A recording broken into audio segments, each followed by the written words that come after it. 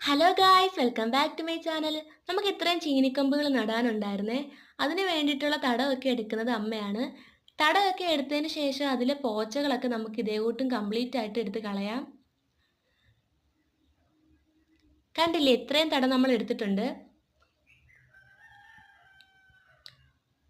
അടുത്ത പരിപാടി എന്താന്ന് വെച്ചാൽ ഈ തടത്തിലേക്കെല്ലാം നമുക്ക് വളമിട്ട് കൊടുക്കാം. ഇവിടെ എടുത്തേക്കുന്നത് ചാരപ്പൊടിയാണ്.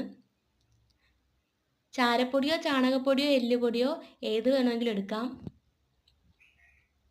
ആദ്യം ഞാൻ നടാമെന്ന് പറഞ്ഞുകൊണ്ട് ഒരു ചീനിക്കമ്പ് ഞാൻ നടുവാണ്. ഇവിടം വരെ എല്ലാം ശരിയായിരുന്നു. പക്ഷേ ഞാൻ നടുന്നത് കണ്ടപ്പോഴേ അമ്മയ്ക്ക് തൃപ്തിയായി.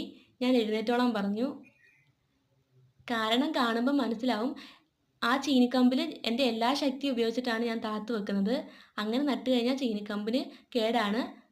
അതുകൊണ്ട് ബാക്കിയുള്ള എല്ലാ കമ്പുകളും അമ്മയാണ് നട്ടത്. ശരിക്കും ഈ നടുന്നത് പോലെ വേണം നടാൻ. നട്ട ചീനിക്കമ്പിൻ്റെ മുകളിലായിട്ട് നമുക്ക് മണ്ണിട്ട് കൊടുക്കാം. എന്തിനാന്ന് വെച്ചാൽ ചൂട് കാരണം അത് ഉണങ്ങി പോകാതിരിക്കാൻ വേണ്ടിയിട്ടാണ്. എല്ലാ ചീനിക്കമ്പും നമ്മൾ നട്ടെടുത്തിട്ടുണ്ട്. അപ്പോൾ ഇത്രയേ ഉള്ളൂ. ടാറ്റാ.